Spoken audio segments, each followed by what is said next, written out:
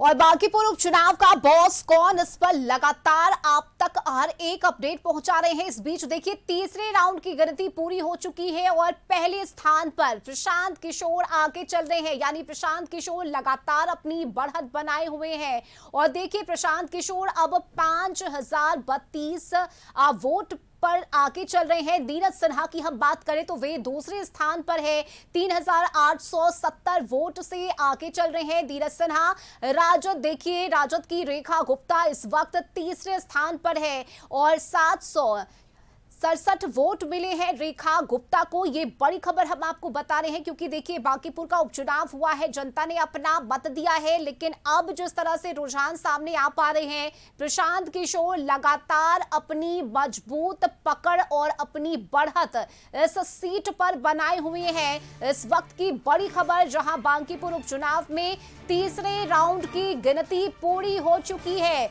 और प्रशांत किशोर लगातार आगे चल रहे हैं। बड़ी खबर आपको बता रहे हैं, जहां 1162 वोट से प्रशांत किशोर आगे चल रहे हैं। और इस खबर पर हमारे साथ संवाददाता प्रीतम जुड़े हुए हैं, सुबह से अपडेट पहुंचा रहे हैं। प्रीतम, देखिए अब जिस तरह से रुझान सामने आए हैं, तीसरे राउंड की गिनती हो चुकी है और वो अपनी मजबूत पकड़ प्रशांत किशोर लगातार बनाए हुए हैं। प्रीतम जी बिल्कुल बिल्कुल आपने सही कहा रश्मि। आज तीसरे दौर की मतगणना पूरी हो चुकी है और तीसरे दौर की मतगणना पूरी होने के बाद जन सुराज के सूत्रधार प्रशांत किशोर 1162 मतों से आगे चल रहे हैं। नीरज कुमार सिन्हा जो भाजपा के अधिकृत उम्मीदवार हैं, वो 3870 मतों के साथ दूसरे स्थान पे और आरजेडी की रेखा कुमारी मात्र 767 वोट उनको मिले हैं और वो तीसरे स्थान पे काफी पीछे वो चल रही है।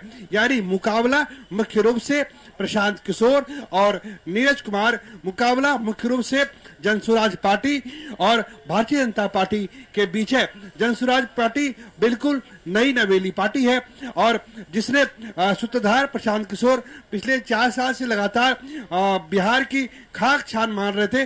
बिहार की गलियां, बिहार की विधानसभा, बिहार की लोकसभा लगातार नाप रहे थे।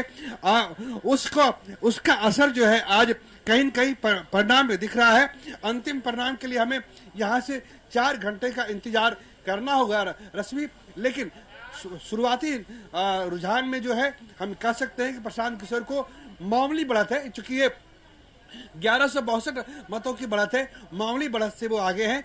अभी भी हमें इंतजार करना पड़ेगा, जब 5-6 राउंड क्लियर हो जाएंगे तब हम ये कह सकते हैं कि ये नतीजा, ये जो रुझान है, ये क्या नतीजों में तब्दील होने जा रहा है, तब हम कह सकते हैं। क्योंकि हमें लगता है कि जो पहले दौर की मतगणना है और जो दूसरी दौर की मतगणना है और जो तीसरे दौर की मतगणना है, तो दूसरे से तीसरे दौर की मतगणना के बीच हमें लगता है कि भाजपा को ज्यादा मत मिले हैं। मैं जो कह रहा हूं उसे ध्यान से सुना जाए। मैं ये कह रहा हूं कि दूसरे और पहले दौर की मतगणना, दूसरे दौर की मतगणना के मुकाबले दूसरे और तीसरे दौर की मतगणना के बीच भाजपा उम्मीदवार को ज्यादा वोट मिले हैं। प्रीतम, और इसके लिए इंतजार करना होगा क्योंकि लगातार कौन आगे है कौन पीछे है, इस पर हम अपडेट दे रहे हैं अपने दर्शकों को। आपके पास वापस आएंगे। बहुत शुक्रिया फिलहाल इस जानकारी के लिए। और अब खबर उत्तर प्रदेश